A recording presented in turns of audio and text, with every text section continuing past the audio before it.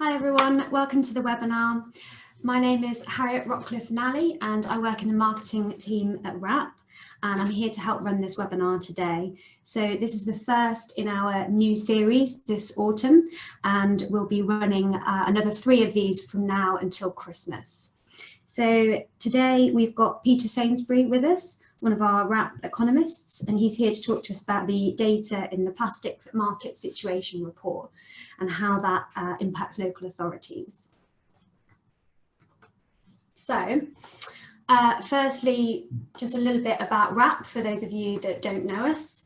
So WRAP's vision is a world in which resources are used sustainably. Our mission is to accelerate the move to a sustainable, resource-efficient economy through reinventing how we design, produce and sell products, rethinking how we use and consume products, and redefining what is possible through reuse and recycling. So just a couple of notes on housekeeping. The webinar is being recorded today and we'll share that with you afterwards, and it'll be available on WRAP's website to watch again. You can make any comments at any point during the webinar using the chat function, and we'll respond to them either at the end, or if you're having any technical difficulties, I'll try and respond to those as we're going along. And there will be a Q&A session at the end of this webinar. So we've obviously got Peter, who's our presenter. We've also got Julia Bragg on the line, who's available to help answer any other questions. So I'll now hand over to Peter to talk to you about the plastics market situation report.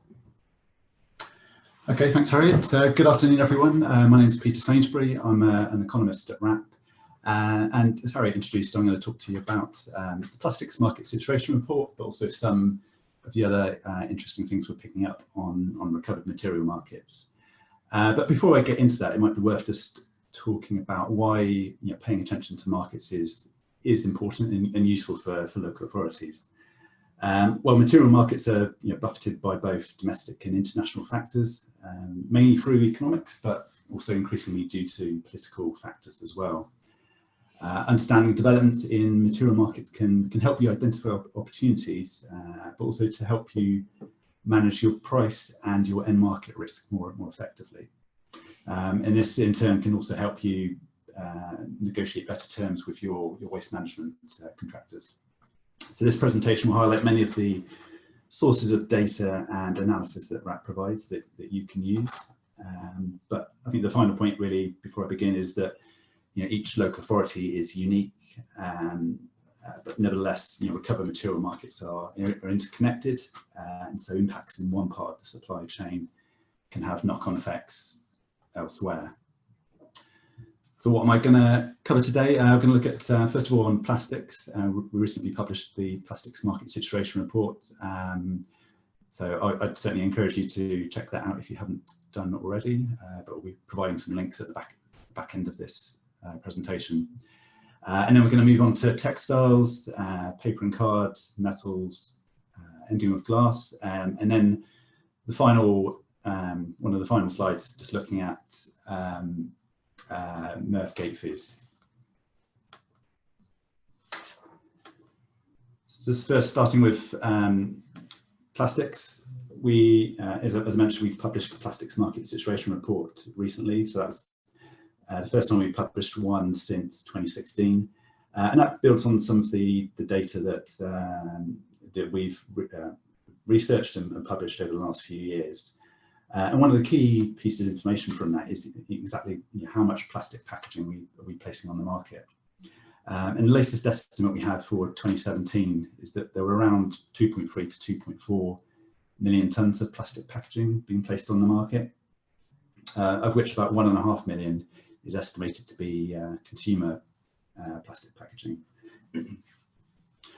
Looking back over the last decade or so, we estimate that overall plastic packaging arisings have been broadly stable, and that's really both rising consumption has been countered by efforts to lightweight those particular formats and polymers over time. In the last month or two, a year or two, there are some signs of switching away from plastics towards other materials, but some unclear at the moment whether that means overall plastic packaging placed on the market has reduced over the last year or so. Just turning to collections, the amount collected by local authorities has increased by about 10% since 2013, 2014, so to about 550,000 tonnes, of which about just over 500,000 tonnes of that is collected curbside. Scotland has seen the biggest or the fastest rate of growth over that period, but there's also been growth across all the other nations as well. So where are we in terms of local authority plastic collection schemes? About 4 out of 5 local authorities collect pots, tubs and trays. And that's up from just sort of two out of 3 local authorities back in 3 or 4 years ago.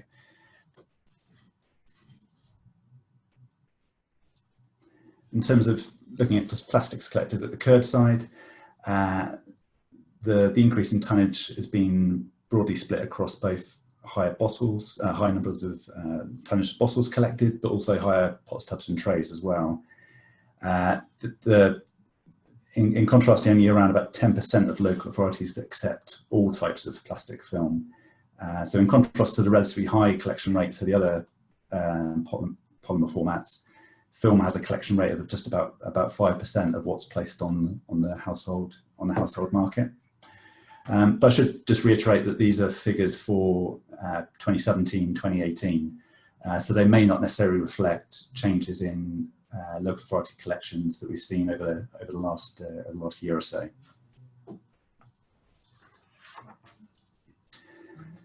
So looking at plastic packaging reprocessing, so this chart shows the red chart line shows the overall plastics packaging recycling rate, increasing to about 45% in 2017 and 2018. And that's been driven by both higher UK reprocessing, but also on the export side of things as well. I think what many people don't realise is that we've actually seen a doubling in UK plastics reprocessing over the last decade to around 400,000 tonnes.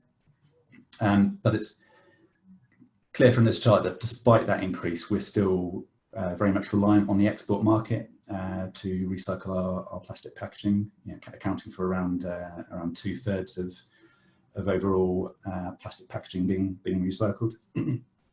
But looking forward over the next few years, there's various companies, waste management companies and recyclers have announced plans for additional capacity of at least sort of 250,000 tonnes coming on over the next few years. So if those plants come to fruition, then I think there's signs towards a rebalancing of plastic reprocessing in favour of more recycling done in the UK.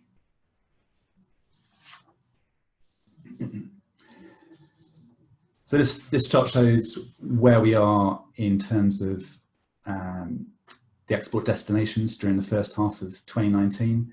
And just to be clear, this is total plastic being exported, so it includes both packaging and non-packaging plastics. And as of the first half of the year, it's really been Turkey that is the most important export destination. Just to pedal back a little bit, many of you will be familiar with the introduction of the Chinese import restrictions and ban at the start of 2018. After those restrictions came into place, places like Malaysia, Taiwan and Vietnam opened up as export destinations. But those have quickly, although they're still relatively important, it's now Turkey that's the most important export destination. But I think from a local authority point of view, you should really be aware that this is very much a changing picture. And even though Turkey's relatively important now, that doesn't mean it's going to be like that in the future. There's signs from across a lot of different countries that they are they do not want to be the importer of last resort, and that they will follow the lead of China and then some of those other Southeast Asian countries. And then looking further ahead to the start of 2021, the Basel Convention amendment will make it much more difficult to export plastics, particularly contaminated plastics, abroad. So that will further restrict the amount of, will further change the destinations that we're sending our plastics to.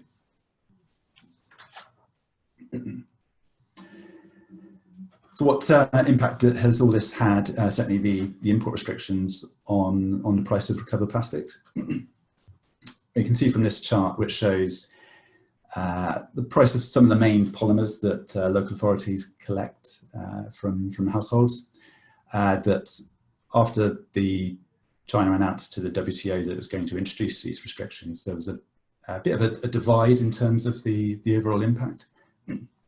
So the dark red line, which is LDPE film, that's prior to China introducing these restrictions, that was the most important, that was perhaps the most heavily exposed polymer to the export market. So once those restrictions came in, there was a big impact on the price, reducing from over £300 a tonne to below £200 a tonne by the start of 2018.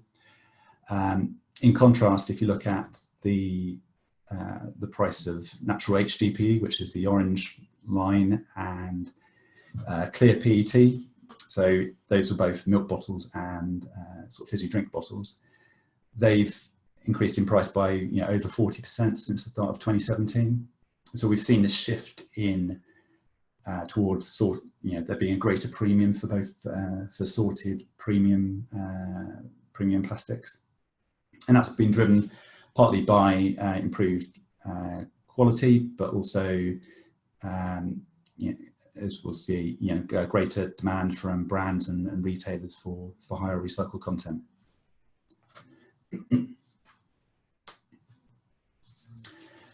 And much like with the impact on LDPE film, there's also a significant impact on the lower grade plastics. So here, this chart shows the price of mixed rigids and the price of belled carrier bags. So when the announcement came in the middle of 2017, there was a significant drop in both of those, the price of both of those materials. And certainly for belled carrier bags, they went from being a positive value to a negative value very quickly. So, a gate for those materials. In recent months, we've seen the price of those materials increase, and that's been partly due to those other export markets opening up, but also the impact that the higher plastic PRM prices had on supporting those values. It won't be a surprise to any of you that the public's concern about plastics is very high at the moment. But I think just to introduce this chart, this shows the level of interest that people are showing in terms of the amount they're searching for the term plastics recycling through Google. And you can see up until towards the late 2017, overall interest in plastics recycling, to be fair, wasn't really high in terms of people's interest. But then when Blue Planet was aired for the first time in late 2017, and then as the China import ban came into force, and then subsequently with the launch of the UK Plastics Pact, we've seen a steady increase in public interest, and that's been clearly a good sign that there's increased support for recycled content and increased recycling from the public.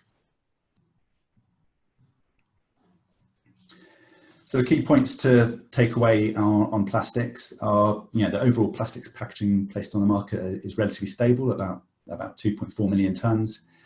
But there's also signs the composition of that might be changing, and there is some anecdotal evidence to suggest that overall amounts placed on the market might be going down.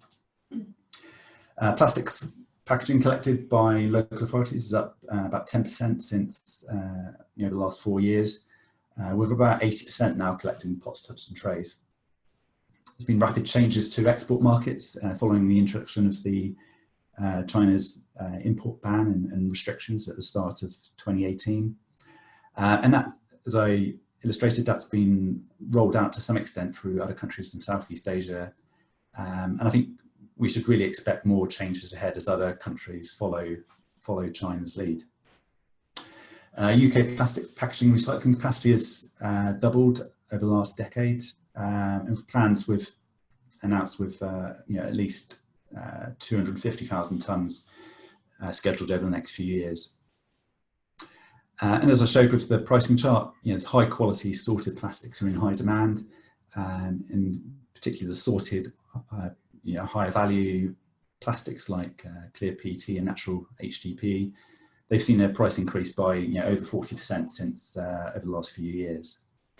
So just the main message to really take away in terms of thinking about plastics is that keep an eye on changes in global markets, just to help you manage your end market risks for your recovered plastics. Okay, turning to textiles, and as you'll see some of these charts from this section of the presentation, they come from the forthcoming textiles market situation report, which we're hoping to publish later in the winter. But just turning to the first slide, around 600,000 tonnes of textiles were collected in 2018, and around 85% of those textiles collected for reuse and recycling come through two main routes, so charity shops being the most important one, but also textile banks as well. In contrast, local authority curbside collections is just 1% of overall textiles collected at the curbside, collected overall.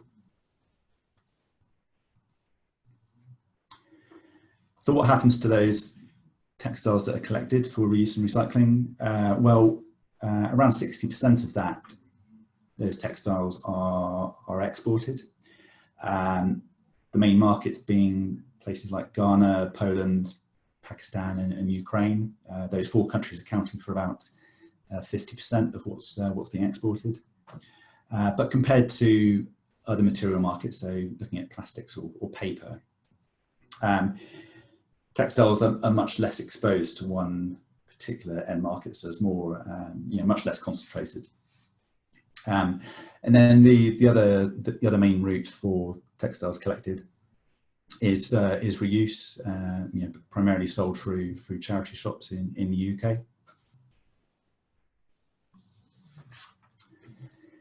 And then turning to what's been happening on the price of recovered textiles. So I should say these prices come from WRAP's materials pricing report. So much like the charts for recovered plastics, they come from our fortnightly materials pricing service.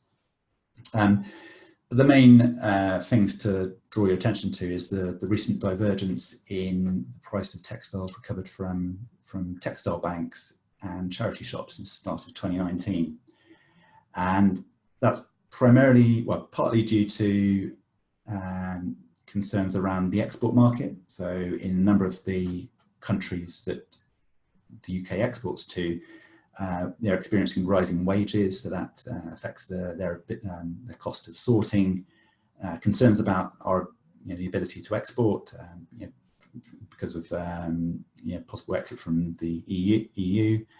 But also there's concerns about the quality of recovered textiles as well, particularly although there's longer term trends in terms of fast fashion, the potential low quality of those textiles, but also concerns about how sometimes those textiles are collected as well.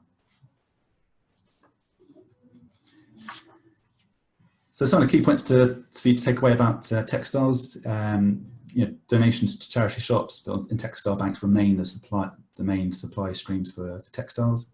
Over about 85% of the 400,000 tonnes collected for or 600,000 tonnes collected for reuse and recycling. Curbside collections account for a very small proportion, just around 1% of total collections. 4 countries account for the main export destinations. And in terms of prices, textile bank prices are down by about 20% since the start of 2019. I should, as I mentioned, end markets for textiles are much less concentrated than other material markets, but low quality is a risk to achieving the best market value possible. Okay, turning to paper. So much like the plastics market, paper also saw a very sharp impact from the introduction of the restrictions that China announced in middle of 2017. So if you look at the price of mixed paper and board, which is the orange line on this chart, and then the price of OCC, so cardboard, which is the light blue line, there was significant levels of volatility in prices during the middle of 2017, and that was really driven by the uncertainty that was in the market at the time. People didn't know what the level of contamination was going to be allowed by the Chinese authorities, when it was actually going to be introduced, all those kind of sorts of things, and that led to some sharp swings in prices. But then as those restrictions came into force in the early 2018, we saw a sharp fall in both of those grades of paper and board. So for example, mixed paper and board fell from about £50 a tonne in early 2018 to anywhere from to around £10 a tonne in around March, April 2018. But at the time there was a very big difference in prices depending on the quality of mixed paper and board that was collected. And then again, like with plastics, there was a rebound in prices as alternative export markets opened up, places like Indonesia and India. And then what we're seeing recently over the last 6 to 9 months is a softening in both of those prices. And although that's partly reflects the changing import requirements in the export market, it's also a reflection of the slowdown in global manufacturing that we're seeing, that we've seen particularly over the last 12 months. So you can see that quite starkly in the next chart, which shows manufacturing activity in Europe. So that's the dark blue line in the chart. So anything below 50 on the index, so 50 on the left-hand side of the chart, represents a contraction in activity. So over the last 6 or 7 months, we've seen a contraction in European manufacturing activity. And while that's partly been driven by the car sector, particularly in Germany, it's much more broader based than that. So if there's a slowdown in manufacturing activity, then there's less demand for cardboard to package those end products. And then turning to the next chart, which shows this shows the added value from between mixed paper and board and OCC. So in the middle of 2018, there was a £50 to £60 premium for cardboard versus the price of mixed paper and board, and that's reduced to around £10 to £20 a tonne in early 2019, and partly that's reflected the slowdown in activity, but also the kind of convergence that we're seeing on the export market as well. So a year ago there was like a China grade, another export grade, and then maybe a domestic UK grade. But over the last 12 months, we've really seen a convergence in those prices. So there's very little difference between the price of OCC depending on where what end market it goes into. And that's had an effect of reducing that added value from sourcing mixed paper and board into its into the higher quality OCC. So So in terms of the main export destinations, this chart shows the picture during the first half of 2019. And at the time, China still represented most important part of the export market, accounting for around about a third of overall tonnage. But much like the situation in plastics, that has changed over the last few months. So India is now the most important export market. And we're also, the other thing to draw your attention to is Indonesia. So they are also in the process of introducing tighter restrictions there. I believe that over the next 3 to 4 years, they're aiming to move towards a 0.5% contamination limit on non-target material. And it's about 3.5% at the moment. So it's part of the broader trend of gradually moving towards the example that China set 2 years ago. So key points to think about from the point of view of paper, OCC and mixed paper and board were the values that were most hit by the Chinese import ban and restrictions. India and Indonesia have taken up much of that card that was previously exported to China. The slowdown in global activity in manufacturing has been a drag on material values, particularly on OCC and mixed paper. But as we'll see in subsequent slides, it's also had an impact on other materials as well. And one thing I didn't mention in the previous slide is that there is expectation of additional recycling capacity expected in both Europe and further afield. So particularly in places like Germany, Malaysia, and Turkey, there's plans for several million tons of additional board recycling capacity. So the overall message is keep an eye on global manufacturing activity as a key factor driving cardboard prices. And then, as we'll see later on, changes in cardboard prices in particular are one of the key factors that affect gate fees that MRFs charge. So turning to metal cans, so this chart shows the price of aluminium cans, the blue line, that's on the left axis, and steel cans on the right axis. So the price of aluminium cans is to a large extent driven by what's happening on the virgin aluminium price, and that peaked towards the early part of 2018 and has been on a decline since then.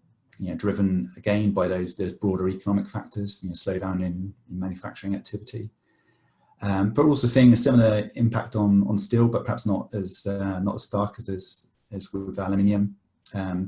So much of the steel that we recover, both steel cans and this ferrous scrap, gets exported to places like Spain, but also primarily Turkey.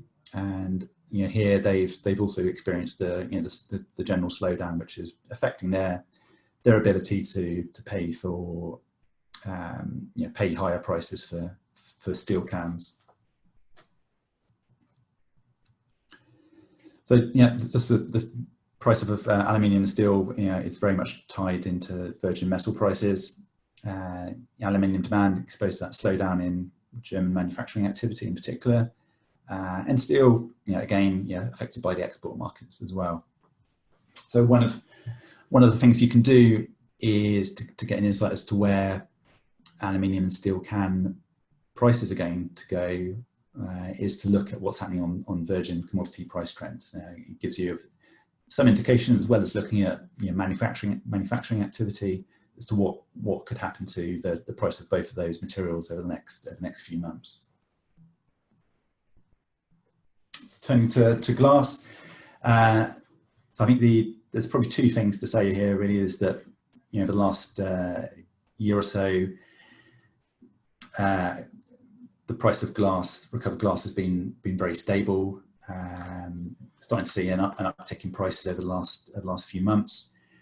But the longer term trend, looking back over the last 4 or 5 years, is one of really convergence. So back in 2015-16, there was a big difference in prices between mixed cullet and clear cullet at the top.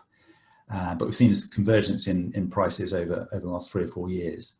And that's really been driven by the introduction of sorting facilities or sorting equipment at the major glass reprocessors in the UK, which has really reduced that incentive of collecting glass sorted into different colours. So just to reiterate, the price has been stable since during 2019, but longer term convergence of those different colour prices. And should just reiterate that much like textiles, glass is very similar in that the price of the material can vary significantly depending on the quality, but also the geography. The transport costs are very significant in terms of transporting that material around the country.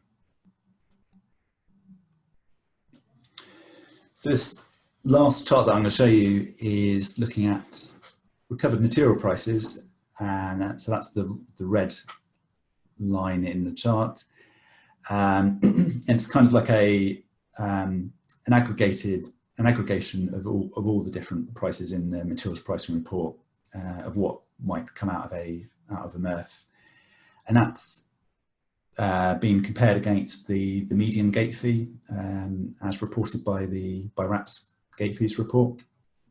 And what we tend to see is that as material prices go down, MRF gate fees go up, and vice versa. And so in about a couple of months ago, we published the most recent gate fees report, and that showed a median gate fee of about £35 a tonne for contracts negotiated over the past year. And that's just a median, so there's clearly each local authority is unique, has its own levels of competition in nearby, so there will never be a similar experience across local authorities. But the overall message is that inverse relationship between prices and gate fees still continues to hold.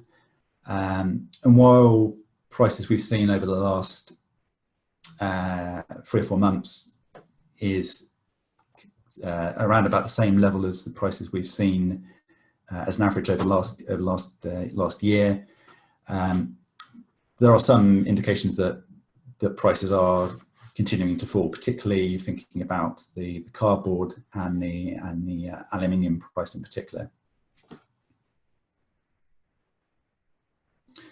So just turning to the final conclusions, some of the key things to pick up.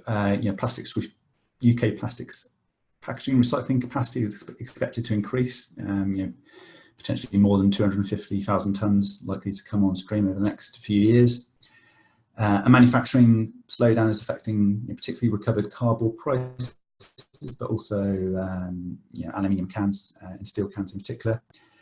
In the case of recovered paper, export markets are developing. I mentioned Germany, Malaysia and Turkey, so there's additional recycling capacity coming on stream. Charity shop collections are about half of textile collections, exports representing about 60% of what's collected. For thinking about aluminium steel cans, look to what's happening on the virgin commodity price side, and that at the moment they're over the trend over the past year or so has been towards declining prices. In contrast, glass prices have been broadly stable. We're seeing a convergence of those different colours over time. And then the final thing just reflects the previous slide really, was there's that inverse relationship between material prices and gate fees is continuing to hold, but clearly the local conditions still matter a lot.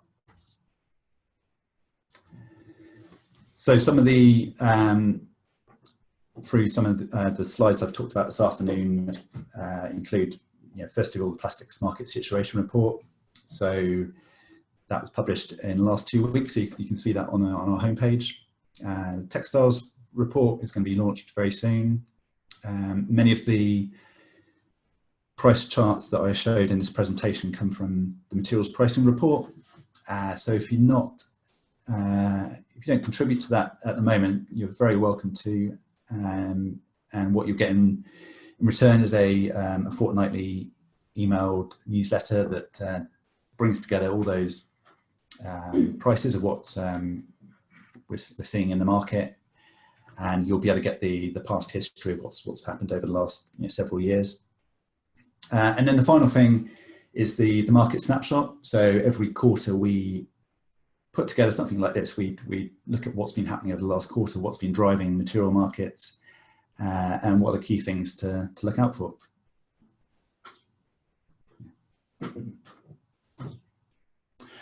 And then just finally, I think we've got some time for a Q&A. So yeah, please if you've got any questions, fire them through. So thank you so much to Peter for that presentation. I hope you've all found it useful. Certainly a lot of interesting stats and data to take in. We've already had a few questions coming through, so we will read them out now. If you do have a question, just use the chat function, which should be at the bottom of your screen. Type it in and we'll try and get around to it in this session. Okay, so so one of the questions that's come through is about the price difference between covered textiles and price from textiles from covered textile banks and charity shops. So part of that is being driven by concerns about lower quality. So you've seen this general trend over time towards fast fashion and the lower quality of clothing that's been going to particularly textile banks, but also local authority curbside collections. But I think the impact of that has been exacerbated really by the concerns about the export market. So because of those rising costs that we're seeing in some of the end markets, so particularly countries like Poland, and then worries about our ability, or the UK's ability to export, that's pushed up costs, and so those buyers, those sorters in Poland and elsewhere are less willing to pay for textiles where they've got to, there's a high sourcing cost available that's needed. Just another question that's come through is that someone's asked, why have aluminium prices declined despite the recent high aluminium PRM price, whereas in contrast the plastic prices have increased? Well, historically plastics recyclers have typically used the value of the PRN as price support, while the aluminium sector has traditionally channeled the funds from the PRN into communications. So while the price of plastics has gone up, recovered plastics, the price of aluminium cans has gone down. So we've had a question through about whether a move away from plastics has affected the price of the price of other materials. I think it's fair to say we haven't, but I think until we've got more sort of granular data to be able to show that there is data to show there is a move away from plastics and what effect that's had on overall demand, I think it'd be very difficult to sort of disentangle that to see whether there has been an impact. So a question's come through about Turkey as the biggest end destination for recovered plastics. Yeah, so the UK, as well as many other countries, have been exporting to Turkey. It's an OECD country, but there are clearly some concerns being raised about their ability to manage their waste, but also the plastics that are imported, and managing them effectively. I think there will always be yield losses, whether we're recycling them in the UK or recycling them abroad. So I think, as I mentioned in my presentation, I think that's going to be an evolving picture, and I think potentially Turkey, but also many other countries are likely to introduce some kind of restrictions or import bans as time goes on. So a question came through about the packaging recovery note system, the PRN, in exporting plastics. So I think this is so at the moment, for many years, plastics, they've been able to write a PRN, whether it's being recycled in the UK or whether it's being exported for recycling. And the current PRN system hasn't differentiated between the two effectively. So that, whether that will change in the future is an open question. As part of the future consultations around the extended producer responsibility, some of the policies about and in the resource and waste strategy, that potentially could form part of that consultation, but it's unclear to whether that to what extent that will change.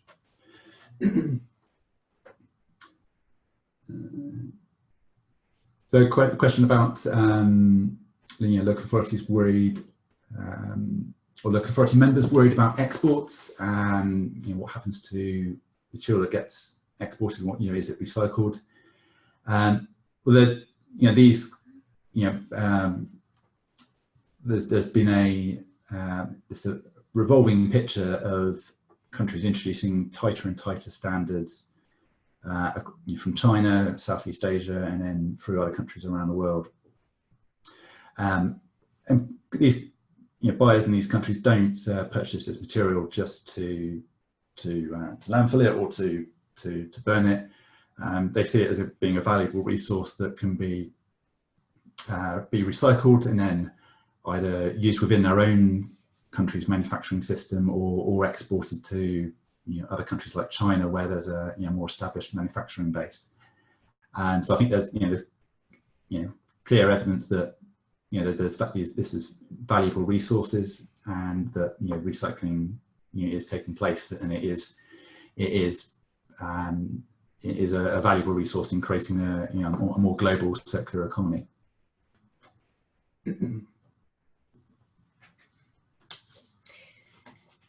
So we've had some really good questions come in so far. We'll just give it a couple more minutes and we'll finish the Q&A. So do let us know if you do want to ask Peter anything else at this stage.